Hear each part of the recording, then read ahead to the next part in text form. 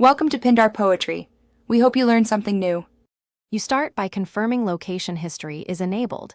This lets Google store timestamps and locations. Next, open Google Maps and make sure you're signed into the account that recorded the data. Once done, tap Menu then your timeline. This view aggregates trips and places. Use the calendar icon at top left to choose the specific date you want to change. Doing these first steps now puts you directly into the date editor, so you can adjust entries quickly. You'll now edit the entries shown for that date. Tap any trip or place to open its details. You can change start and end times by typing in new times or dragging the blue handles on the timeline. If a single trip is split incorrectly, merge segments or split long segments into two.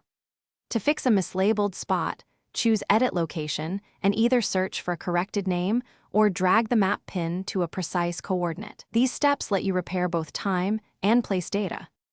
After making changes, press the Save or Checkmark icon to commit edits. Then review the timeline to verify the date reflects your corrections. If your edits fail to stick, try clearing the app cache, updating maps, or signing out and back in. This refreshes sync. If locations are missing, confirm your device's time and time zone are correct and that the device uploaded location history. Enabling photos timeline can also help reconstruct visits. These final checks ensure. Thanks for watching. Consider subscribing if we helped you.